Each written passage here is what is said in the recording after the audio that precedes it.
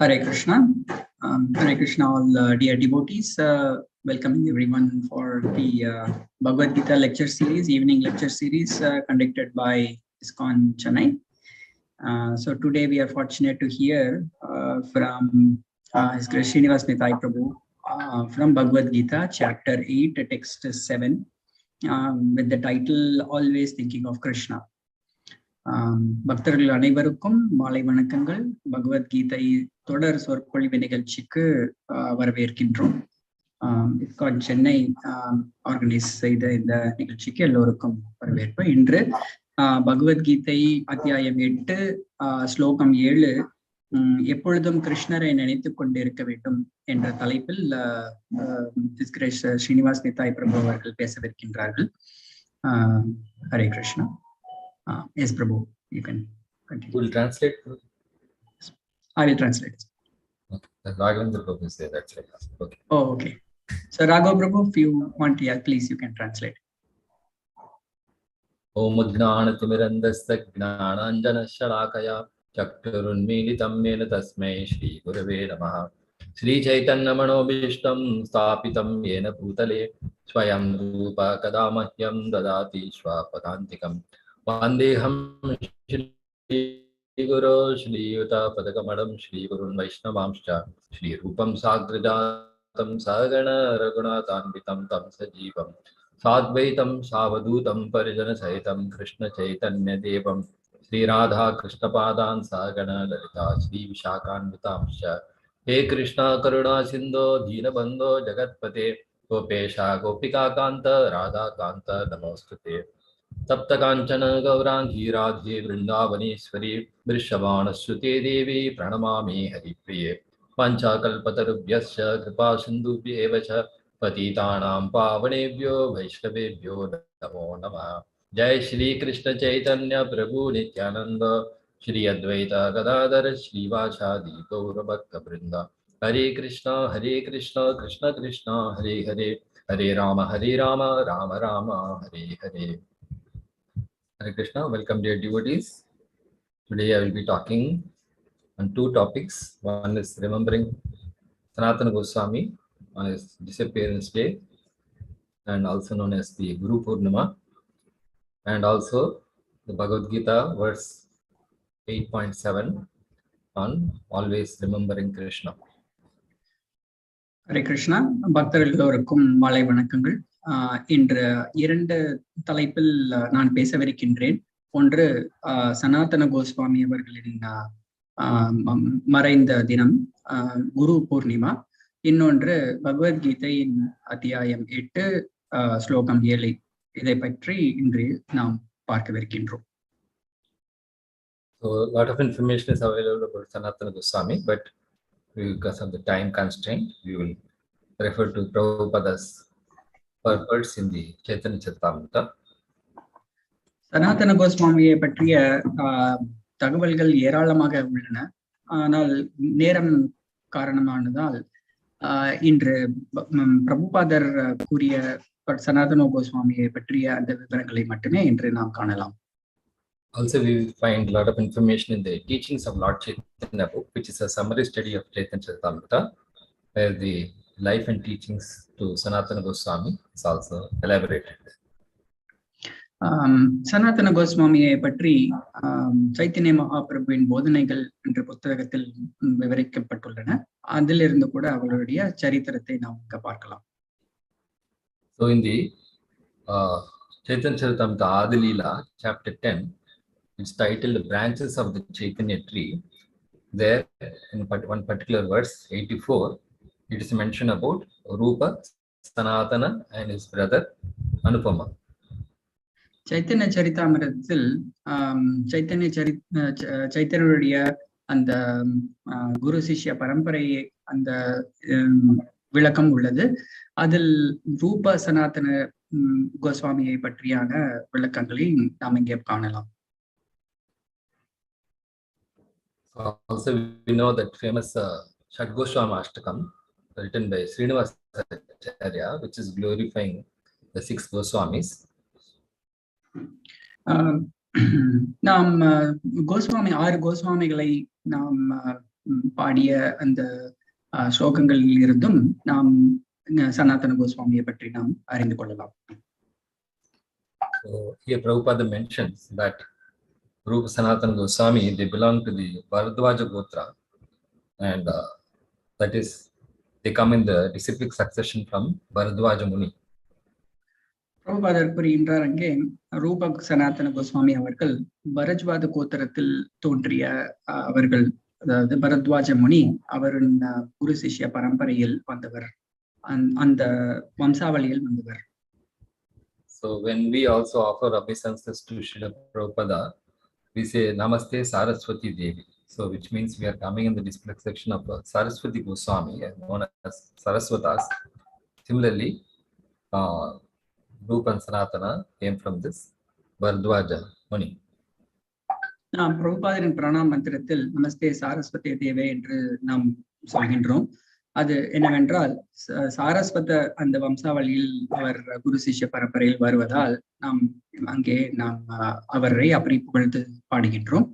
அதுபோல ரூப சனாதன கோஸ்வாமி அவர்கள் பரத்வாஜ கோத்திரம் பரத்வாஜ வம்சாவளியில் அவர் வருகின்றார். In any case, their mission is to broadcast the teachings of Lord Chaitanya Mahaprabhu.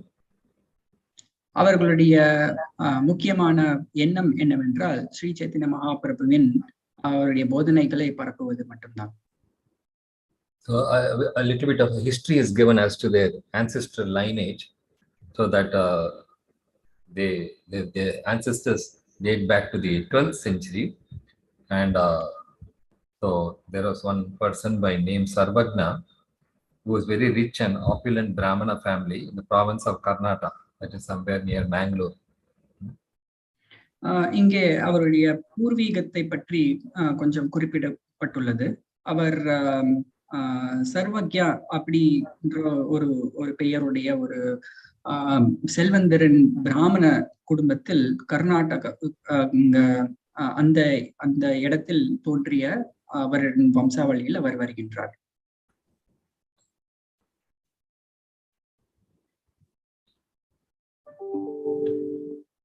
So gradually their ancestors moved to the Bengal on the bank of the Ganges to a place known as Naihati, present day Bangladesh. அச்சமயம் அவர் அந்த இடத்தில் இருந்து வங்காளத்துக்கு இடம்பெயர்த்து செல்கின்றார். இப்பொழுது அந்த பங்களாதேஷ் என்ற இடத்தில் அது அமைந்துள்ளது.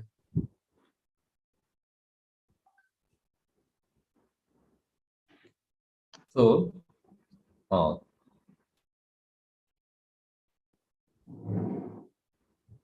these Goswamis, although they are coming from that Saraswata Brahmana community, they took to the following Chaitanya Mahaprabhu.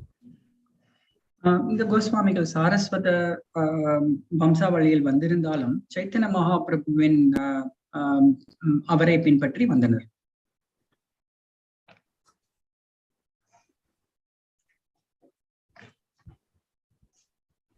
So eventually they settled in Malda district of West Bengal, and the place known as Ramakeli. பின்னர் அவர் Malta என்னும் அந்த மாநிலத்தில் அவர்கள் இடம்பெயர்த்து சென்றார். அந்த இடத்துக்கு அவர்கள் சென்றார். So as we know, when Chaitanya Mahaprabhu was, after he took sannyas and he was traveling, he came to this Ramakeli particularly to deliver Rupa and Sanatana. பின்னர் ஸ்ரீ சைத்தன்ய மகாபிரபு அவர்கள் ராமகேலிக்கு அவர் விஜயம் செய்தார். அங்கே குறிப்பாக ரூப சனாதன கோஸ்வாமி அவர்களை விடுதலைக்காக அவர் அங்கே சென்றார். Actually, he was planning to go to Vrindavan, but he had to abandon the trip. But what he accomplished during the trip was he could meet Rupa and Sanatana, and that began the pathway for their deliverance from their services. Sri Chaitanya Mahaprabhu முதலில் அவர் விருந்தாவனம் செல்லவிருந்தார். ஆனால் அவர் அதை விட்டுவிட்டு ராமகேலிக்கு வந்தார். முக்கியமாக ரூப சனாதன கோஸ்வாமி அவர்களுக்கு தன்னுடைய ஆசைகளின் மூலம் அவர்களை விடுவிக்கிறதுக்காக அவர் அந்த லீலையை செய்தார். So, regarding Sanatana Goswami's original identity, it is mentioned in the book Gauragannodesh Deepika by Kavi Karnapura, where he traces their role in Kṛṣṇalīla. So it is mentioned that Sanatana Goswami, he was formerly Rati Manjari or Lavanga Manjari. சனாதன கோஸ்வாமியில் அசலான அடையாளம் கௌரகானோதேச தீபிகாவில் கொடுக்கப்பட்டுள்ளது. அங்கே அவரை ரத்தி மஞ்சரி ஆகவும் இல்லை சில சமயங்களில் லவங்க மஞ்சரியாகவும் அவருடைய அசலான அடையாளம் குறிப்பிடப்பட்டுள்ளது. So sometimes we come across this being mentioned that someone is a combined form of two personalities. So we may wonder how is it possible, because two jivas cannot combine together, one jiva cannot split into two.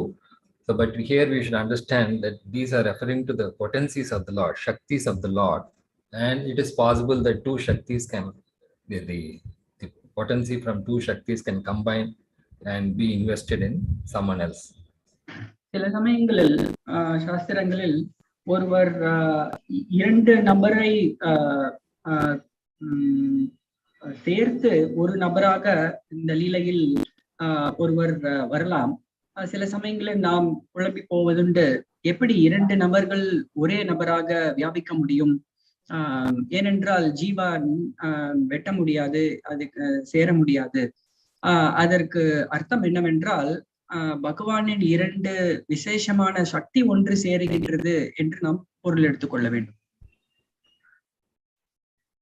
So in another book, Bhakti Ratnakara, it is mentioned that the spiritual master of Sanatana Goswami, before he joined Chaitanya Mahaprabhu movement, was Vidyavachapati, and he is the brother of Sarvabhauma Bhattacharya. பக்தி ரத்னாகர் அந்த சாஸ்திரத்தில் ரூப கோஸ்வாமி சனாதன கோஸ்வாமி அவர்கள் ஸ்ரீ சைத்தன்ய மகாபிரபுவை சந்திப்பதற்கு முன்னால் அவர் வித்யா வச்சஸ்பதி அவரிடம் அவர் சிஷ்யராக சேர்ந்தார். அவர் சர்வபௌம பட்டாச்சாரியாவின் சகோதரர் என்று நாம் அறியப்பட வேண்டும். Basically, he had already learned the Vedas before he joined Chaitanya Mahaprabhu's movement. So, but he was serving a Muslim, as was the situation those times, and so that's why he felt that he had lost his Brahminical status. சனாதன கோஸ்வாமி அவர்கள் வேதத்தில் அவர் கற்று அறிந்தவர் ஸ்ரீ சைத்தன்ய மகாபிரபுவை சந்திப்பதற்கு முன்னாலேயே. ஆனால் அவர் முஸ்லிம் அவர்களின் ராஜ்யத்தில் அவர் சேர்ந்ததால் அவர் நான் இதுக்கெல்லாம் அருகதையற்றவர் என்ற தாழ்மையுடன் அவர் இருந்தார். So therefore he was always very humble and meek. Meek means obedient. So although he was so knowledgeable in the scriptures, he understood that now my current status is I am serving under Muslims. And so he always considered himself very humble and meek. இதனால் சனாதன கோஸ்வாமி தன்னை தானே ஒரு தாழ்மையான மனப்பான்மையுடன், ஒரு சேவகன் என்ற மனப்பான்மையுடன் அவர் இருந்தார்.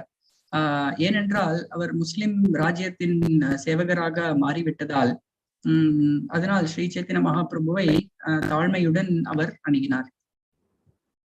So when he approached Chaitanya Mahaprabhu, he said, I belong to the lowest class. Neech jati, neech sangha. Neech jati means I am the lowest class. Neech sangha means I always associated with the low class people. Low class in the sense spiritually low class.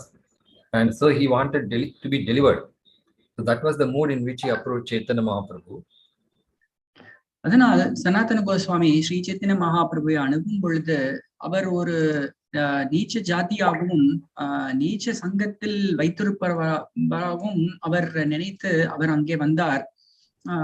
நீச்சம் என்றால் கீழே விழுந்தவன், மிக மிக கீழே விழுந்த அந்த நிலைமை என்று அவர் நினைத்து ஸ்ரீ சைத்தன்ய மகாபிரபுவை அணுகினார். அதனால் தன்னை விடுவிப்பதற்காக அவர் அதை கோரினார்.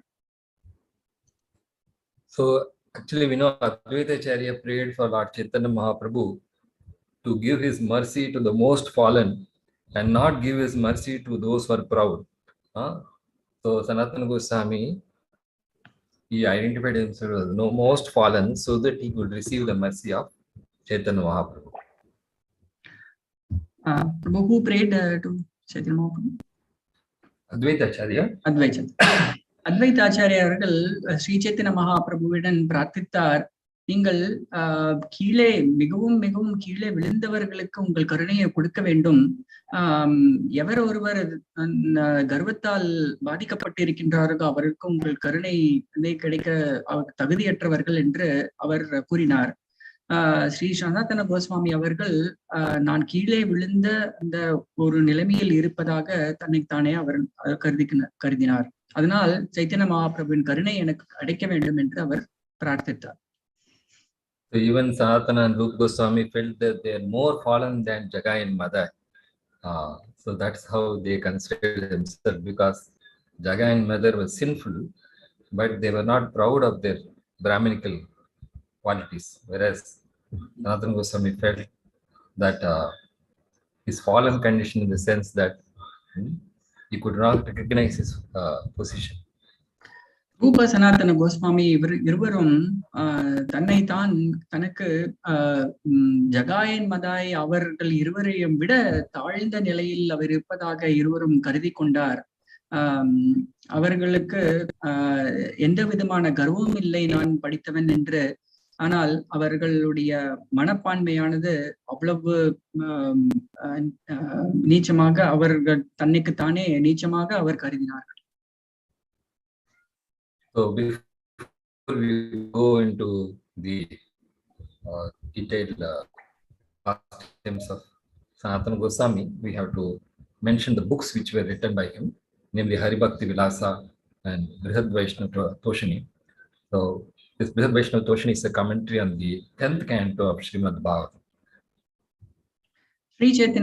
ஸ்ரீ சனாதன கோஸ்வாமி அவர்கள் முக்கியமான அவர்கள் எழுதிய புத்தகமானது பக்தி விலாசம், ஹரிபக்தி விலாசம் மற்றும் வைஷ்ணவ தோசானி என்ற புத்தகம்.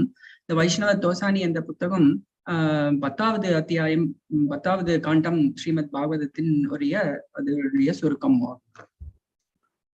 So also he is famous for this book Brihad Bhagavatamrita, which Prabhupada very much recommended for reading by devotees. அதே சமயம் அவர் பகவத் பாகவதாமிருதா என்ற புத்தகத்தையும் அவர் கொடுத்தார். ஸ்ரீல பிரபுபாதர் இதை பக்தர்கள் அனைவரும் படிக்க வேண்டும் என்று அவர் ஆசைப்பட்டார். So each of the Goswamis, they exemplified one particular character, and Sanatana Goswami was unique for his humility and meekness. ஒவ்வொரு கோஸ்வாமியும் அவருக்கென்ற ஒரு தனிப்பட்ட தன்மை இருந்தது. சனாதன கோஸ்வாமியின் தன்மை என்னவென்றால் அவருடைய ஏழ்மையான அவருடைய மனப்பான்மைதான். So in the Chaitanya Charitamrita Madhya Leela chapter 19, the pastime is explained how Sanatana Goswami could get free from his government service. மத்திய லீலை ஸ்ரீ சைத்தன்ய சரிதாமிரத்தில் 19வது அத்தியாயத்தில் சனாதன கோஸ்வாமி எப்படி அந்த முஸ்லிம் ராஜ்யத்திலிருந்து அவர் தன்னைத்தானே விடுவித்துக் கொண்டார் என்ற அந்த லீலையை குறிப்பிடப்பட்டுள்ளது. So before Sanatana Goswami, actually Rupa Goswami had joined Chaitanya Mahaprabhu's movement, but he divided his whatever he had his earnings, which was filled with he had so much money that it could fill the entire boat with gold coins. So 50% he gave for devotional purposes, 25% to family members, and 25% he deposited with a grocer to serve for emergency purpose. Rupa Goswami, Sanatana Goswami Sri Chaitanya மகாபிரபுவிடம் சேர்வதற்கு முன்னாலே அவர் சேர்ந்து விட்டார். ஆனால் ரூப கோஸ்வாமியிடம் ஏராளமான பொற்காசுகள் அவரிடம் இருந்தது. அந்த பொற்காசுகள் ஒரு பெரிய படகு நிறைய நிரம்பி இருந்தது. அவ்வளவு சொத்து அவர் இருந்தது. அவர் சைத்தன்ய மகாபிரபுவை சேர்வதற்கு முன்னால் தன்னுடைய சொத்துக்களை 3ஆக பிரித்தார். 50% அந்த சொத்துக்கள் எல்லாமே பகவானின் சேவையில் கொடுத்தார். 25% அவர் நண்பர்களுக்கும் உறவினர்களுக்கும் கொடுத்தார். 25% எப்பொழுது வேண்டுமோ தேவைப்படுமோ அதுக்காக உபயோகிப்பதற்காக ஒருவரிடம் பத்திரமாக கொடுத்து வைத்திருந்தார். Actually, that money helped Sanatana Goswami to escape. So we'll come to that. So actually Sanatana Goswami was taking leave from office on the pretext of being sick, and he was studying the Bhagavatam with the Brahmanas at home. சனாதன கோஸ்வாமி அடிக்கடி அலுவலகத்திலிருந்து ஓய்வு எடுத்துக்கொண்டார். அவர் தனக்கு நோய்வாய்ப்பட்டிருப்பதாக சொல்லி அவர் அந்த ஓய்வை எடுத்துக்கொண்டார். ஆனால் அச்சமயம் பிராமணர்களுடன் சேர்ந்து பாகவதம் படித்தார். So the Nawab, when he got this information, he sent a royal physician to check and see whether what is the illness with Sanatana Goswami. நவாப் இந்த விஷயத்தை கேள்விப்பட்டவுடன் அவர் அரசாங்க மருத்துவரை அனுப்பி சனாதன கோஸ்வாமிக்கு என்ன நோய்வாய்ப்பட்டு இருக்கின்றார் என்பதை சோதிப்பதற்காக அனுப்பி வைத்தார். So when the Nawab came to know the fact, then he asked Sanatana Goswami that you have to accompany me. I am going to an expedition to Orissa. இந்த உண்மையை தெரிந்தவுடன் நவாப் அவர்கள் அவர் சனாதன கோஸ்வாமியை தன்னுடன் அழைத்து செல்லுமாறு அவர் கட்டளையிட்டார். அவர் ஒரிசா மாநிலத்துக்கு செல்வதாக அவர் கூறினார். So but then Sanatana Goswami said, I'm sorry, I cannot join you, and you can do whatever you want. And so then the Nawab became angry and he ordered his arrest. அவர் சனாதன கோஸ்வாமி அவர் மறுத்து விட்டார். என்னால் உங்களுடன் வர முடியாது என்று சொல்லி மறுத்து விட்டார். அதற்காக நவாப் அவர்கள் அவரிடம் மிகுந்த கோபம் கொண்டு அவரை சிறையிலிட்டார். So Sanatana Goswami, having served as a minister, finance minister, he had also learned diplomacy, and he somehow tried to convince the jailkeeper to release him in exchange for a bribe. சனாதன கோஸ்வாமி அவர் மந்திரி பதவியில் இருப்பதால் அவர் ராஜதந்திரத்தை அறிந்திருந்தார். அதனால் அவர் அந்த சிறைச்சாலையில் இருக்கும் காவலருக்கு எப்படியாவது பண உதவி செய்து நான் இந்த இடத்திலிருந்து தப்பி செல்லலாம் என்று திட்டமிட்டார். So he told the jailkeeper that when you the early morning, when you take me to attend to the nature's call, you allow me so that I can jump into the river, and you can say that I drowned in the river.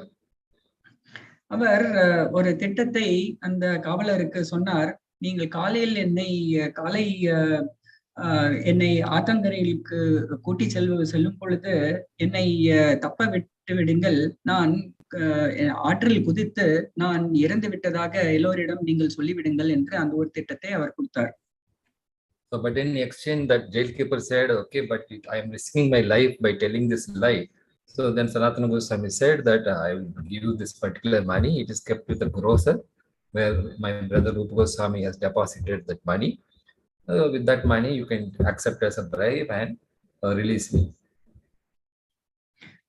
அதற்காக அந்த காவலர் பயந்து கொண்டு எப்படி என்னால் இந்த பொய்யை கூற முடியும் என்று அவர் கூறும் பொழுது சனாதன கோஸ்வாமி கூறினார், ஒரு பல நிறைய பொற்காசுகளை ஒரு நபரிடம் கொடுத்து வைத்திருக்கின்றார் என்றும் இவர் இந்த உதவியை செய்தால் அந்த பொற்காசுகளை அவரே வைத்துக் கொள்ளலாம் என்ற திட்டத்தையும் அந்த காவலருக்கு சொன்னார்.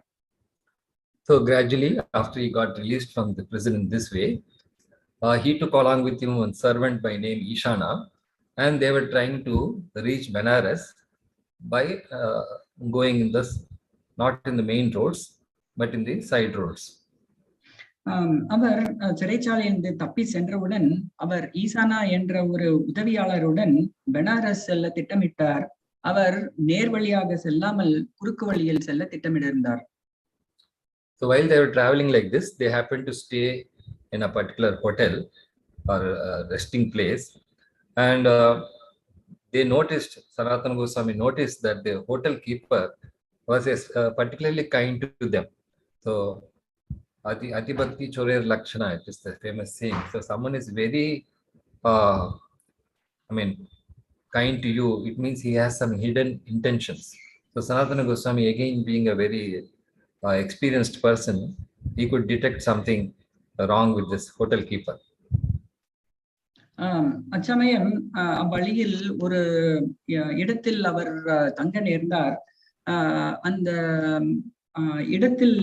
இடத்தின் முதலாளி அவர் சனாதன கோஸ்வாமியை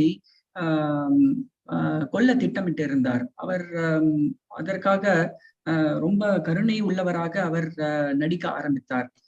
சோ இதை பார்த்து சனாதன கோஸ்வாமி அவர் மேல் சந்தேகம் எழுந்தது. So Sanatana Goswami understood that his servant Ishana is carrying with him some gold coins, and he chastised him by saying that you are carrying death with you, because this hotel keeper, he engaged some astrologers to find out his customers, what is their financial status. So he could understand that the hotel keeper could understand with the help of astrologers that Sanatana Goswami is carrying a lot of money. And so இந்த சந்தேகத்தினால் அவர் ஈசானாவிடம் கேட்டார், ஏதாவது தங்க பொற்காசுகளை நீங்கள் எடுத்து வந்திருக்கின்றீர்களா என்று கேட்டார். அதை தெரிந்தவுடன் இது தங்க பொற்காசுகள் கிடையாது, நீங்கள் மரணத்தை எடுத்து வந்திருக்கின்றீர்கள் என்று அவர் ஈசானாவிடம் கூறினார்.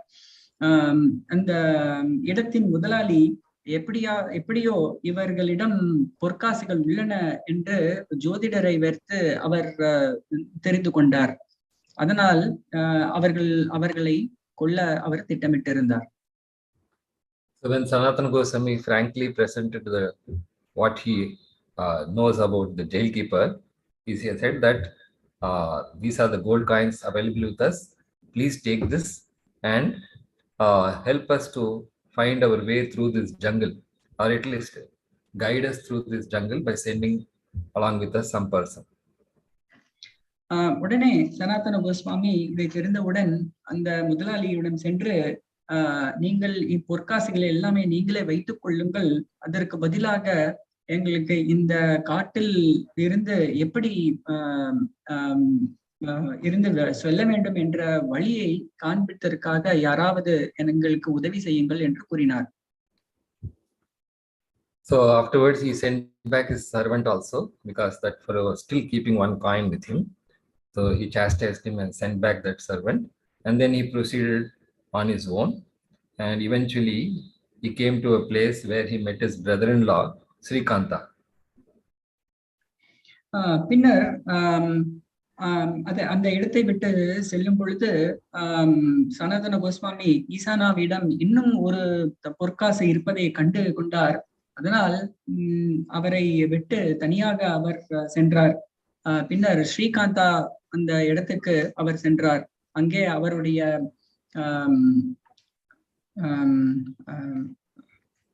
தங்கையின் கணவரை அவர் சந்திக்க நேர்ந்தார். So Sanatana Goswami did not want to stay with him, but as he was continuously being requested, he accepted one valuable blanket. அங்கே அவரை சந்தித்ததும் அவர் அங்கே இருக்க அவருக்கு விருப்பமில்லை. ஆனால் அவரின் வற்புறுத்தலால் அவர் கொடுத்த ஒரு விலை மதிப்புள்ள ஒரு போர்வையை மட்டும் அவர் எடுத்து சென்றார். So finally when he reached Varanasi or Benares, there he was waiting outside the house of Chandrasekhar Acharya, and Chaitanya Mahaprabhu sent him to Tapan Mishra to find a mendicant outside, but he could not recognize, because Sanatana Goswami had grown a beard and he didn't look like a proper mendicant. So then again Chaitanya Mahaprabhu sent him to identify Sanatana Goswami. பின்னர் அவர் வாரணாசி சென்றடைந்தார். அங்கே ஸ்ரீ சைத்தன்ய மகாபிரபுவை சந்திப்பதற்காக அவர் சைத்தன்ய மகாபிரபு சந்திரசேகராச்சாரியா அவர்களின் இல்லத்தில் இருந்தார். அந்த இல்லத்துக்கு வெளியே அவர் காத்திருந்தார். சைத்தன்ய மகாபிரபு இவர் சனாதன கோஸ்வாமி வந்ததை அறிந்து அவர் தப்பன மிஸ்ராவை அனுப்பி சனாதன கோஸ்வாமியை உள்ளே அழைத்து வர ஆணையிட்டார்.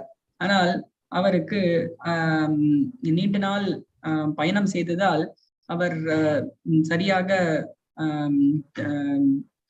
அடையாளம் கொள்ளதால் அவருக்கு சனாதன கோஸ்வாமி இருப்பதை கண்டுபிடிக்க முடியவில்லை. பின்னர் சைத்தன்ய மகாபிரபு திரும்பவும் அவரை அனுப்பி அவரை கண்டுகொண்டு சனாதன கோஸ்வாமியை அழைத்து வர ஆணையிட்டார். So eventually he was clean shaved and he was given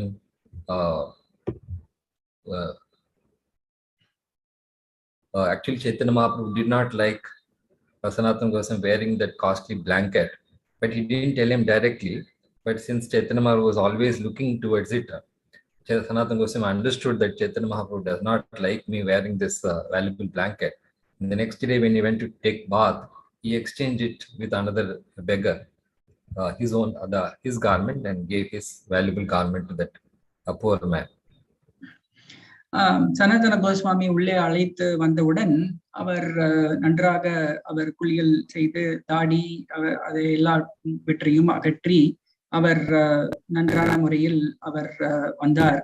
ஆனால் சனாதன கோஸ்வாமி அவரிடம் உள்ள ஒரு விலை மதிப்புள்ள அந்த போர்வை மட்டும் இருந்தது.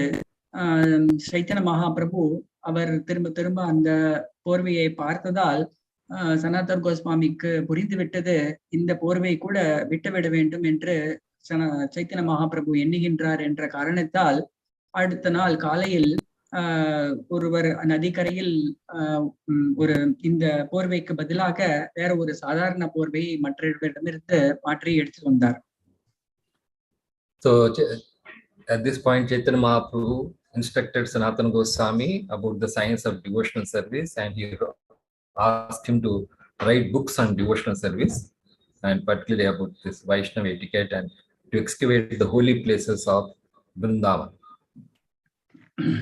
அப்பொழுது ஸ்ரீ சைத்தன்ய மகாபிரபு சனாதன கோஸ்வாமிக்கு பக்தியின் விஞ்ஞானத்தை அவருக்கு கொடுத்தார்.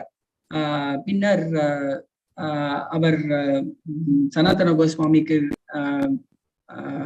புத்தகங்கள் எழுதுமாறு அவர் கட்டளையிட்டார். பின்னர் பிருந்தாவனத்தில் உள்ள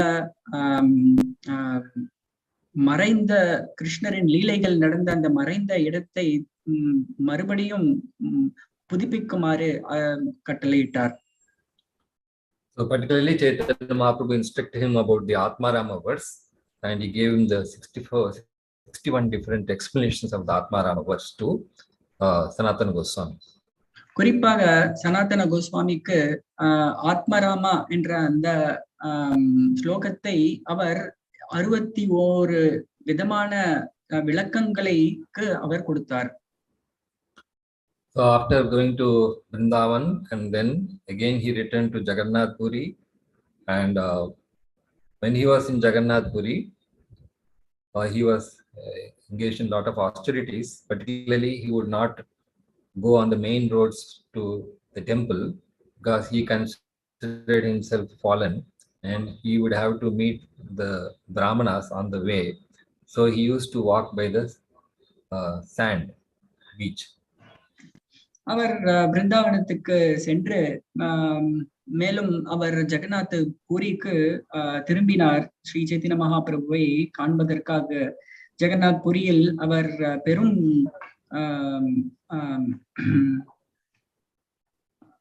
ஆஸ்டரிட்டிஸ் நிறைய விரதங்களை அவர் மேற்கொண்டார். அவர் மேற்கொண்ட ஒரு விரதமானது அவர் எப்பொழுதும் நேர்வழியில் அவர் செல்ல மாட்டார். ஏனென்றால் அவர் தன்னை மிகுந்த ஒரு கீழ் நிலையில் இருப்பதாக அவர் எண்ணிக்கொள்வதால் அவர் பிராமணர்களை சந்திக்க வேண்டியது இருக்கும், அவர்களை தொட வேண்டியது இருக்கும் என்ற காரணத்தால் அவர் நேர்வழியில் செல்லாமல் அவர் குறுக்கு வழியில் அல்லது இன்னும் நீண்ட வழியில் அவர் செல்வதுண்டு. Not only that, he contracted some skin disease, and it was so painful that he decided to give up his life by falling in front of the Jagannath Ratha. But Chaitanya Mahaprabhu told him that your body belongs to me, and therefore you cannot give up your life. You have to engage in a lot of service. அது மட்டும் அல்லாமல் சனாதன கோஸ்வாமிக்கு தோல் நோய் ஏற்பட்டுள்ளது. அதனால் அவர் தன் உடலை தியாகம் செய்ய அவர் திட்டமிட்டிருந்தார். அவர் ஜெகநாத் ரதத்துக்கு முன்னால் தன் உடலை தியாகம் செய்யலாம் என்று அவர் எண்ணம் கொண்டிருந்தார். அவர் அதனால் மகாபிரபு இதை தெரிந்து கொண்டு, உன்னுடைய உடல் உனக்கு சொந்தமில்லை, எனக்கு தான் சொந்தம், அதனால் நீ இவ்வாறாக செய்து கொள்ளக்கூடாது என்று அவர் ஆணையிட்டார். நீங்கள் இதற்கு பதிலாக நிறைய சேவை செய்ய வேண்டும் என்று அவர் விரும்பினார். So thereafter Sanatana Goswami went back to Vrindavan and joined his brother Rupa Goswami, and together they wrote many books and excavated the holy places and built temples. பின்னர் சனாதன கோஸ்வாமி அவர்கள் பிருந்தாவனம் சென்று நிறைய அந்த புனித தலத்தில் கிருஷ்ணருடைய லீலைகள் நடந்த அந்த இடங்களை அவர் புதுப்பித்தார். So particularly there was one temple built by Sanatana Goswami known as the Madan Mohan temple. So Madan Mohan is the Sambandha Deva. There's some deity for Sambandha, establishing a relationship with the Lord. குறிப்பாக அவர் மதன் மோகன் ஆலயத்தை நிறுவினார். இந்த மதன் மோகன் ஆலயம் என்பது நமக்கு நமக்கு இந்த பாரம்பரியத்துடன் ஒரு சம்பந்தத்தை ஏற்படுத்தும் ஒரு ஆலயமாக இருக்கிறது. As we know, Cupid, he attracts us to the things in this material world, whereas Madan Mohan helps us to overcome the influence of Cupid.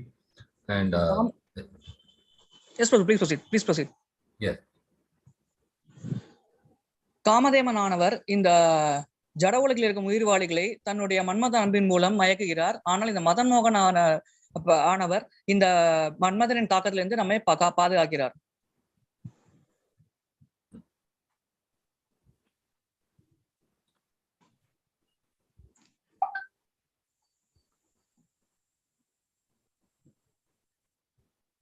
So Sanatana Goswami, while he was staying in Vrindavan, he would travel from place to place and mix with the local people.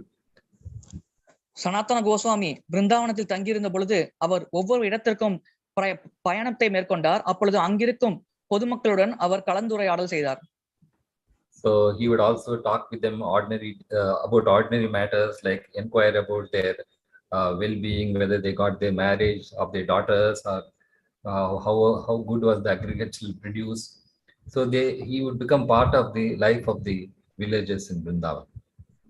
அவர்களிடம் அவர்களுடைய வாழ்க்கை எவ்வாறு நடக்கிறது, அவர்கள் குடும்ப அங்கத்தினர் எவ்வாறு இருக்கிறார், விவசாயம் எவ்வாறு நடக்கிறது, தொழில் எவ்வாறு நடக்கிறது என்பது போன்ற சாதாரண விஷயங்களை பற்றியும் கேட்டு அதை தெரிந்து கொள்ளும் காரணத்தினாலே அவர்களின் குடும்பத்தில் ஒருவராக இவரை அவர்கள் கருதினார்கள். Also, when he was staying in Vrindavan, he was bothered by mosquitoes in one particular place, and he decided to leave the place. So then the next day, the night, Lord Shiva appeared in his dream and told him that he need not leave and the mosquitoes will not bother him any further. அவர் விருந்தாவனத்தில் தங்கியிருந்த பொழுது அதிகமான கொசுக்கடிக்கு உட்பட்டார். அப்பொழுது அந்த கொசுக்கடி தாங்க முடியாமல் அவர் இந்த இடத்தை விட்டு சென்றுடலாம் என்று முடிவு செய்தார். அப்பொழுது மகாதேவனான சிவபெருமான் தோன்றி, உன்னை இனிமேல் இந்த கொசுக்கள் தொந்தரவு செய்யாது, அதற்கு நான் உத்தரவாதம் என்று அவர் வாக்குறுதி அளித்தார். So during his final days, Sanatana Goswami had the daily practice of going all the way to Govardhan, going around Govardhan Parikrama, and then coming back to Vrindavan. So when he became old, Lord Krishna felt compassion for him and gave him a suggestion. சனாதன கோஸ்வாமி தினமும் கோவர்த்தன மலைக்கு சென்று கிரிவலத்தை மேற்கொண்டு பிறகு நடந்தே வீட்டுக்கு வருவதை வழக்கமாக கொண்டிருந்தார். அவருக்கு வயது முதிர்ந்த காலத்தில் பகவான் கிருஷ்ணர் இதை செய்வது மிகவும் கடினமாக இருக்கும் காரணத்தினால் ஒரு யோசனையை தந்தார். So he gave a Govardhan Shila with an impression of his footprint and the staff which is used to take care of the cows. So that impression is still there now if you go to the Radha Damodar temple. And Chaitanya Mahaprabhu told him to go, or Krishna told him to go around this Govardhan Shila. It's as good as going all the way to Govardhan and doing parikrama and coming back. அவர் இவருக்கு ஒரு கோவர்த்தன சிலையை சிறிதான அளவில் செய்து கொடுத்தார். அதில் தன்னுடைய கால்பதத்தை பதித்து பகவான் கிருஷ்ணர் இவருக்கு வழங்கினார். நீ இந்த சிலையை சுற்றி வந்தால் போதும், நீ கோவர்த்தன மலையை சுற்றி வந்த பலனானது உனக்கு கிடைக்கும் என்று அவர் கூறினார். இப்பொழுது கூட இந்த சிலையை நீங்கள் பிரபுஜி, where can we find it shila? Radha Damodar temple. இப்பொழுது கூட அந்த சிலையை நீங்கள் ராதா தாமோதர் ஆலயம் சென்றால் பார்க்கலாம்.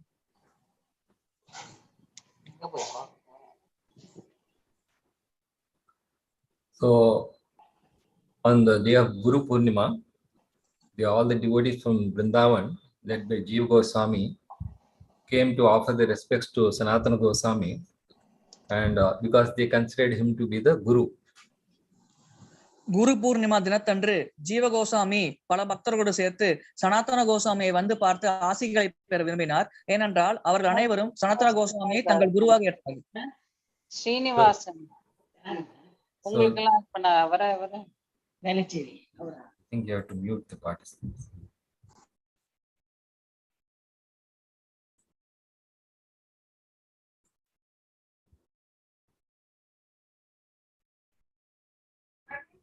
Yes, Prabhu. Please go ahead. So then when they came to see Sanatana Goswami, they saw that he was in a fixed position and appeared to be in deep meditation, but they realized that he actually had left his body.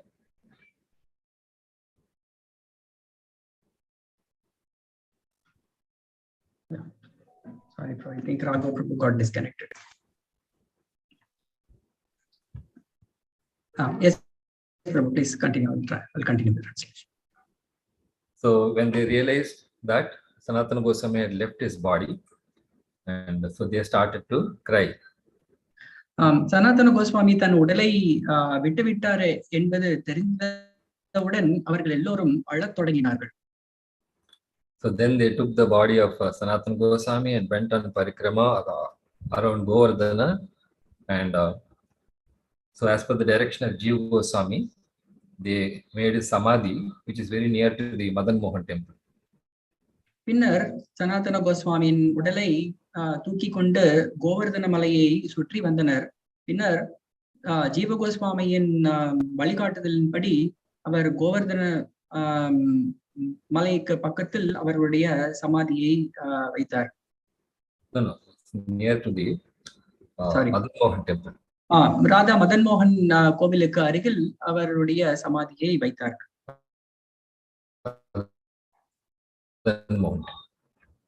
Temple actually, the temple before he built, one particular businessman, while he was going along the Yamuna, his boat got stuck in the sand.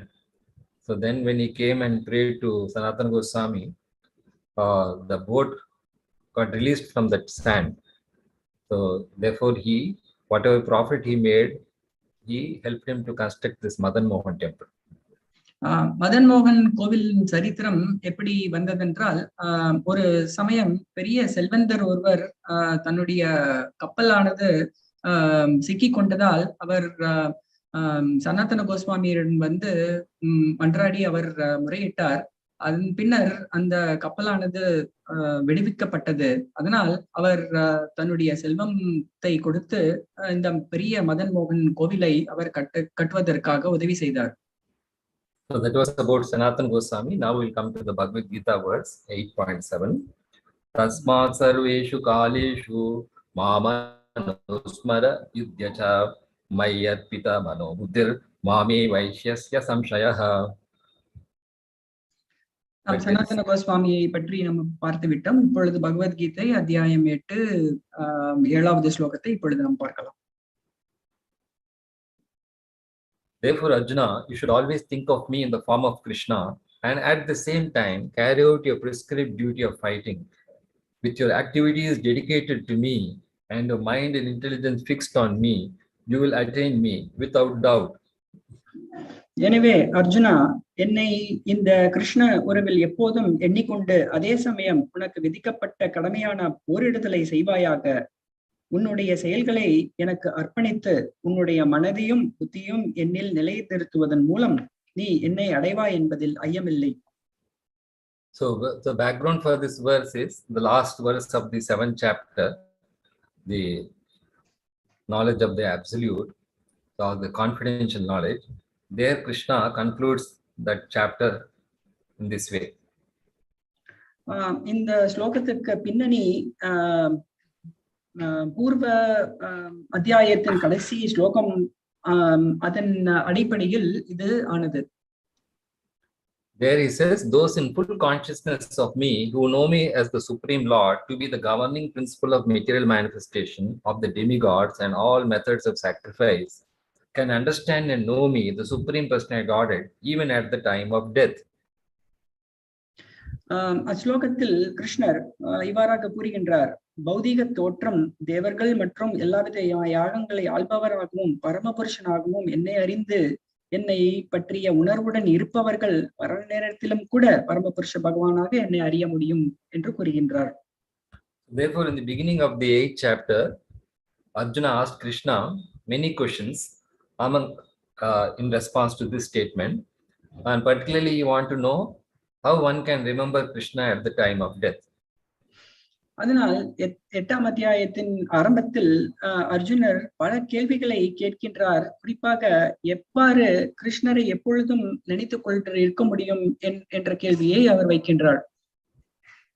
So that particular question Krishna started answering from the 5th verse onwards.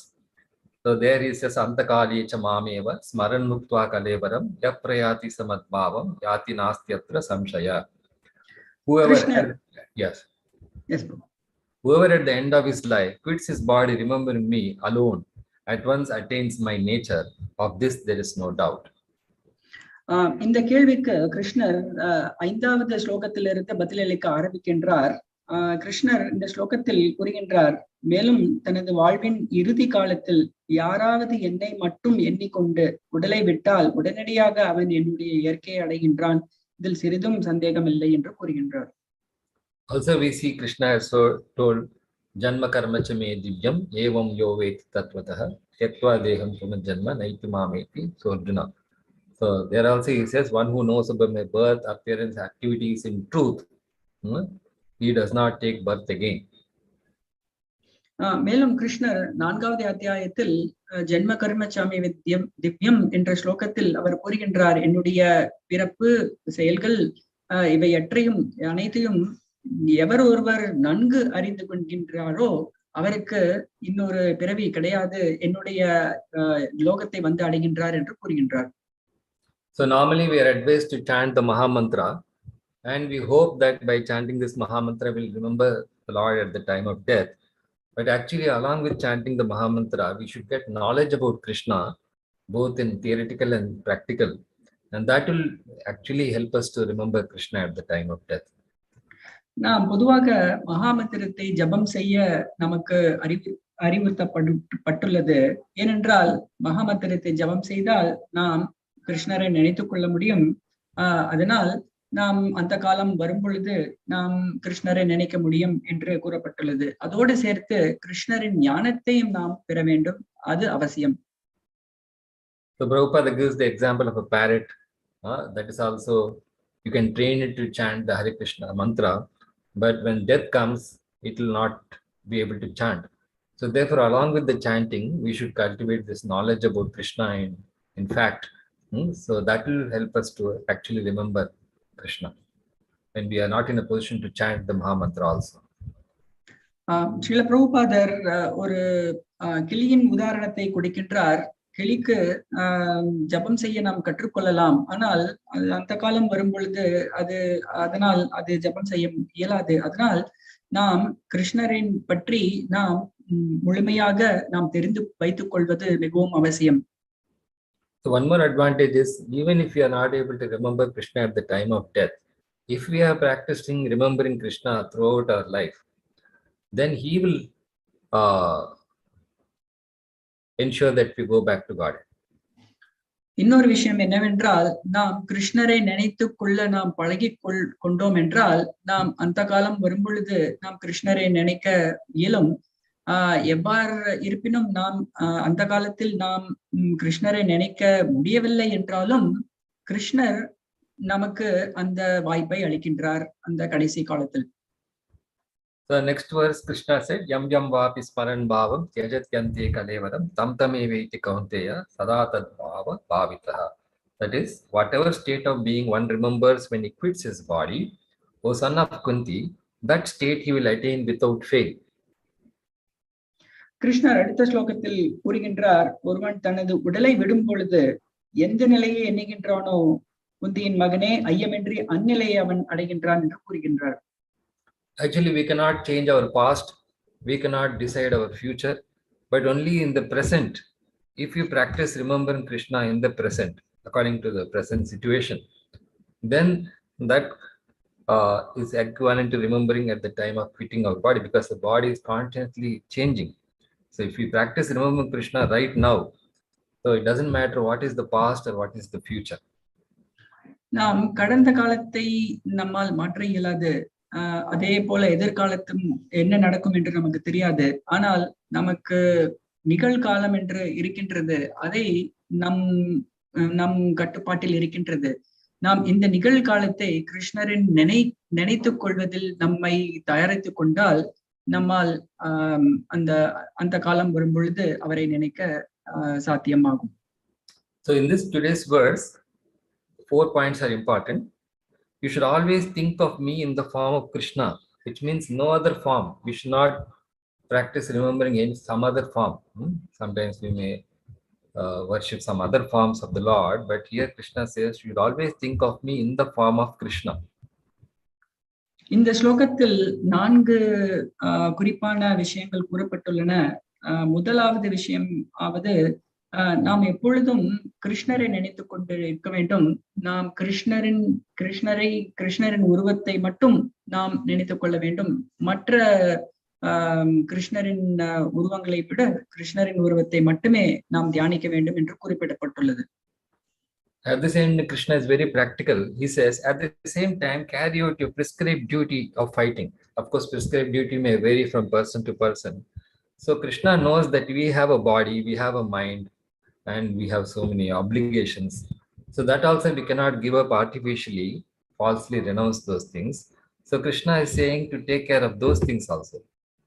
அதே சமயம் கிருஷ்ணர் கூறுகின்றார், உனக்கு விதிக்கப்பட்ட கடமைகளை நீ செய்வாயாக என்று கூறுகின்றார். ஏனென்றால் நமக்கு ஒரு உடல் இருக்கின்றது, மனம் இருக்கின்றது, நமக்கு பல்வேறான நமக்கு காரியங்கள் செய்ய வேண்டியது இருக்கின்றது. அதனால் இந்த காரியங்களை நாம் பொய்யாக விட்டுவிட முடியாது.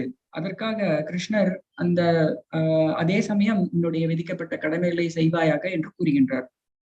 Because artificially, if we give up our prescribed duties, they will only create disturbance for our devotion, and it will also disturb the people around us. So Krishna says that you take care of your prescribed duty, but simultaneously think of me. நாம் பொய்யாக நம்முடைய கடமைகளை விட்டுவிட நேர்ந்தால் அது பல பிரச்சனைகளை நமக்கு கொடுக்கும். நம்மளுடைய பக்திக்கு பிரச்சனையாக இருக்கும், நம்மை சுற்றியுள்ள மக்களுக்கும் பிரச்சனையாக இருக்கும். அதனால் அவர் கிருஷ்ணரை நினைத்துக் கொண்டே நம்மளுடைய கடமைகளை செய்வாயாக என்று இங்கே அறிவுறுத்துகின்றார். So here the important point is prescribed duty. It's not that I do in the name of duty, I do whatever I want. This prescribed duty tells us the importance of following scriptures and the spiritual masters. Only they can tell us what is our prescribed duty. If we do that prescribed duty, and then it will be possible for us to remember Krishna. Otherwise, so-called prescribed duty can distract us from remembering Krishna. இங்கே குறிப்பாக விதிக்கப்பட்ட கடமைகள் என்று பகவான் கூறுகின்றார். விதிக்கப்பட்ட கடமைகள் என்பது சாஸ்திரங்களாலும் குருவின் மூலம் உறுதிக்கப்பட்ட அந்த செயல்கள் மட்டும்தான் நாம் செய்ய வேண்டும். என்றால் மற்ற செயல்கள் அனைத்தும் நமக்கு பிரச்சனையாகத்தான் முடியும். Next he says, with your activities dedicated to me. Already Krishna has said that yat karoshi yadashnasi yajjoshi dadasi yat tapasya kaunte tat kurusho mad arpanam. So with your activities dedicated to me, which means whatever activities you are doing which may not be devotion directly, they should help you to engage in devotional service. கிருஷ்ணர் கூறுகின்றார், அச்செயல்கள் செய்தாலும் அதை எனக்கு அர்ப்பணமாக செய்வாயாக என்று கூறுகின்றார். அப்படி செய்தால்தான் நம்மளுடைய பக்தி சேவைக்கு உறுதுணையாக அது இருக்கும். Next is saying your mind and intelligence fixed on me, because mind is telling us, helping us to remember Krishna, And intelligence helps us to avoid forgetting Krishna, because always remember Krishna, never forget Krishna. This is the sum and substance of all the instructions. And the mind is helping us to remember Krishna, and intelligence will help us to not forget Krishna. அடுத்த விஷயமாவது கிருஷ்ணர் கூறுகின்றார், உன்னுடைய மனதையும் புத்தியும் என்னில் நிலைநிறுத்துவாயாக என்று கூறுகின்றார். ஏனென்றால் மனதை நிலைநிறுத்தும் பொழுது கிருஷ்ணரை எப்பொழுதும் நினைத்துக் கொள்ள முடியும். நாம் புத்தியை நிலைநிறுத்தும் பொழுது எப்படி கிருஷ்ணரை மறக்காமல் இருக்க முடியும் என்பதற்காக அவர் இவ்வாறாக கூறுகின்றார். ஏனென்றால் நாம் எப்பொழுதுமே கிருஷ்ணரை நினைத்துக் கொண்டே இருக்க வேண்டும், அவரை மறக்கவும் கூடாது என்ற காரணத்தால் கூறுகின்றார். Yes, Prabhu. Tell Prabhu. Yeah, please continue. Yeah. No, I think Guru Prabhu was asking. Oh, okay. Sorry. Okay. In between, it was silent. Okay. Sorry. Yeah. Yes. Yeah. So we are chanting. That is helping to fix the mind. But along with that, we need knowledge to fix our intelligence and our determination. கிருஷ்ணர் மனதை நிலைநிறுத்துவதற்காக கூறுகின்றார். ஆனால் நமக்கு நிலைநிறுத்துவதற்காக நமக்கு ஞானம் தேவைப்படுகின்றது.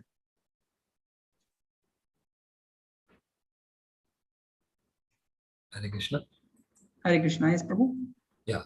So this way he says, you will attain me without doubt. So that assurance Krishna is giving. இவ்வாறாக என்னை வந்தடைவதில் ஐயமில்லை என்று கூறுகின்றார். Here in the Purport, Srila Prabhupada mentions, this instruction to Arjuna is very important for all men engaged in material activities, which means it is universal. This instruction is not only for devotees, it is for men engaged in material activities. இங்கே பிரபுபாதர் தன்னுடைய பதத்தில் கூறுகின்றார், இந்த அறிவுரையானது மிகவும் முக்கியம் என்று கூறுகின்றார். இது பக்தர்களுக்கு மட்டுமில்லை, எல்லோருக்கும், பௌதிக வாழ்க்கையில் இருப்பவர்களுக்கும் கூட இது நன்மை பயக்கும் என்று கூறுகின்றார். So the Lord does not say that one should give up his prescribed duties or engagements. இங்கே பகவான் ஒருத்தருடைய அந்த விதிக்கப்பட்ட கடமைகளை விட்டுவிட வேண்டும் என்று அவர் கூறுவதில்லை. Because prescribed duties are basically meant to maintain the body and the mind peacefully. And unless the body and mind is maintained, we cannot engage in devotional service. So Krishna understands this very clearly. And therefore he says that we have to need not give up these prescribed duties or engagements.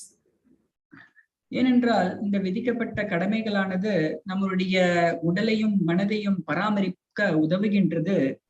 உடலையும் மனதையும் பராமரிக்கவில்லை என்றால் நம்மளுடைய பக்தி சேவையும் செய்ய முயலாது. அதனால் கிருஷ்ணர் கூறுகின்றார், உன்னுடைய விதிக்கப்பட்ட கடமைகளை செய்து கொண்டே நீ என்னை நினைக்க வேண்டும் என்று கூறுகின்றார். So one can continue them and at the same time think of Krishna by chanting Hare Kṛṣṇa. So basically our lifestyle should be adjusted in such a way that we can continue to chant Hare Kṛṣṇa. கிருஷ்ணர் கூறுகின்றார், உன்னுடைய விதிக்கப்பட்ட கடமைகளை செய்து கொண்டே என்னை நினைப்பாயாக. எப்படி சாத்தியம் என்றால், ஹரே கிருஷ்ண மகாமந்திரத்தை ஜபம் செய்வதன் மூலம் நாம் கிருஷ்ணரை நினைக்க இயலும். நாம் நம்முடைய வாழ்க்கை தரத்தை நாம் எப்படி கிருஷ்ணரை நினைத்துக் கொண்டிருக்க முடியும் என்பதற்காக நம்மளுடைய வாழ்க்கை தரத்தை மாற்றிக்கொள்ள வேண்டும். This will free one from material contamination and engage the mind and intelligence in Krishna. So this chanting process is very essential for us to free us from unwanted things. We need some things to maintain our body and soul, but we are holding on to unwanted things. So this chanting will help us to understand clearly what is essential and what is not essential. And this way we can fix our mind and intelligence on, devote more energy towards remembering Krishna. நாம் இந்த நாம ஜபத்தை செய்யும் பொழுது எது நமக்கு அவசியம், எது நமக்கு அவசியம் இல்லை என்பதை நாம் தெரிந்து கொண்டு இந்த பௌதிகமான களங்களிலிருந்து நம் மனதை விடுவிக்க இந்த நாம ஜபம் உதவி செய்கின்றது. So in the end, Krishna Prabhupada says, by chanting Krishna's names, one will be transferred to the supreme planet Kṛṣṇaloka without a doubt. So how is that? Because Krishna is saying that he will attain me. So when we do our service to Krishna, Krishna does his part, and that is to transfer us to the spiritual world.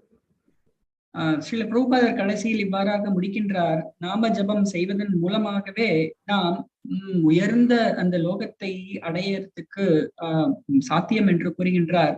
அதுவும் இல்லாமல் சந்தேகமின்றி என்று கூறுகின்றார். இது எவ்வாறு சாத்தியம் என்றால், நாம் நம்முடைய பாத்திரத்தை நாம் ஜபத்தை நன்றாக செய்தோம் என்றால் கிருஷ்ணர் தன்னுடைய இடத்திலிருந்து இந்த பிரயோஜனத்தை நமக்கு அளிக்கின்றார். Even the Damodar pastime, we see that Mother Yashoda, although she is the mother of the Lord, she put her effort to bind Krishna, and Krishna allowed himself to be bound by her. So that's how he reciprocated with her. Similarly, if we follow the instructions of Krishna, he will fulfill his promises. நாம் தாமோதர லீலையிலும் இதே போல நாம் பார்த்திருக்கின்றோம். அன்னை யசோதை தன்னுடைய இடத்திலிருந்து தன்னுடைய கடமைகளை செய்கின்றார். அதே போல கிருஷ்ணர் தன்னுடைய ஸ்தானத்திலிருந்து அந்த பிரயோஜனத்தை அவர் அளிக்கின்றார். சோ அதனால் நம்முடைய ஸ்தானத்திலிருந்து நாம் ஜபம் செய்தால் கிருஷ்ணர் தன்னுடைய ஸ்தானத்திலிருந்து அந்த பிரயோஜனத்தை அளிக்கின்றார். So in conclusion, today's verse 8.7, that is, remember Krishna daily at all times without deviation to other processes like karma, jnana and yoga.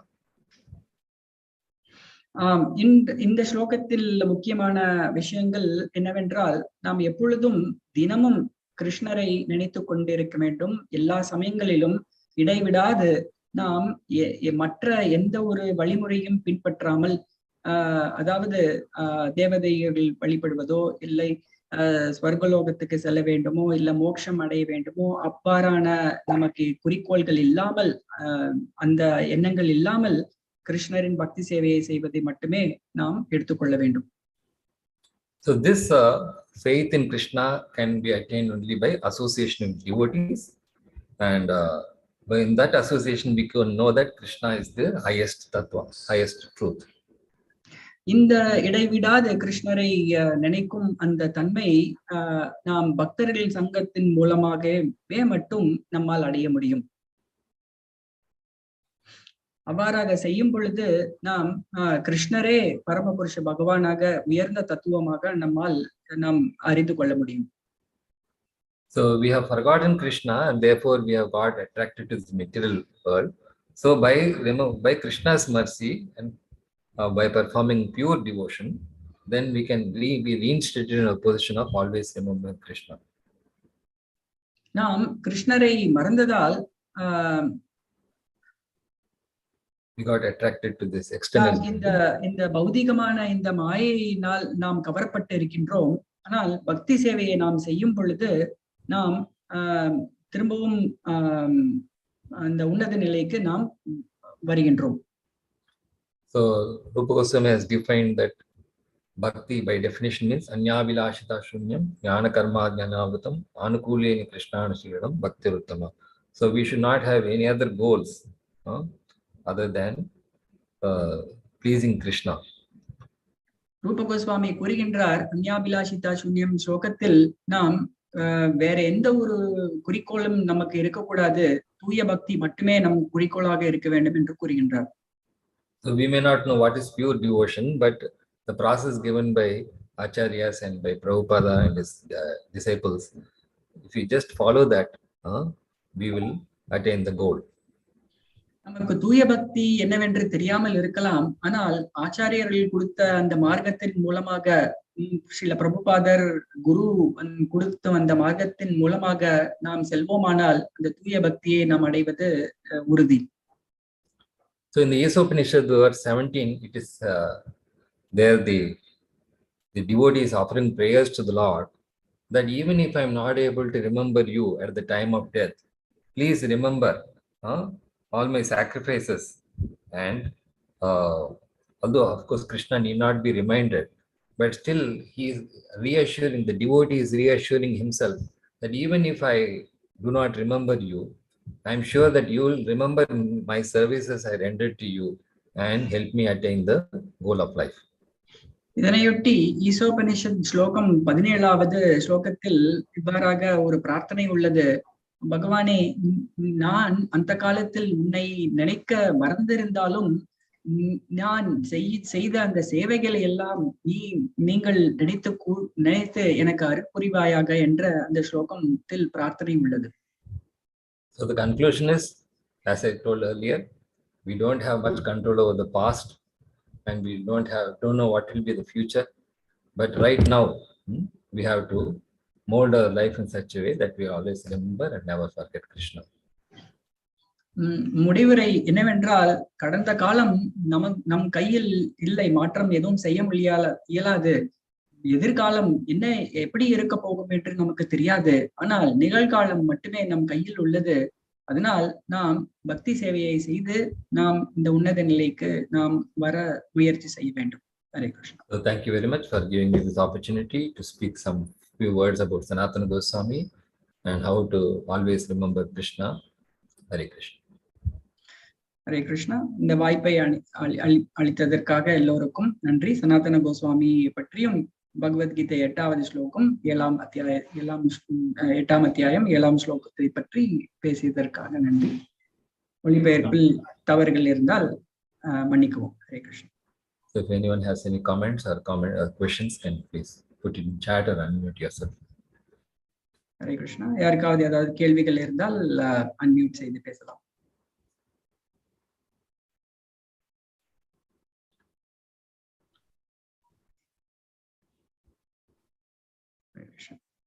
I think there's no questions right now. Thank you very much, Prabhu, for this wonderful session, combining both Sanatana Goswami and this 8th chapter. It's a brief about the previous shlokas and the conclusion, especially the takeaway point. Yes, we don't have any control over the past, and we don't know what is the future. So definitely, if we take control of the present situation, definitely that is the only thing that we can do and attract the mercy of Krishna. So thank you very much. Now let's offer humble obeisances unto all the Vaishnava devotees. Pancha kalpatarubhyascha kripa sindhubhyavacha patitanam pavanebhyo vaishnavebhyo namo. Thank you very much, Prabhu. On behalf of ISKCON Chennai and all the devotees, so let us thank Grace by chanting Hare Kṛṣṇa, Hare Kṛṣṇa, Krishna Krishna, Hare Hare, Hare Rama, Hare Rama, Rama Rama, Hare Hare, Hare Krishna. Thank you. Hare Krishna.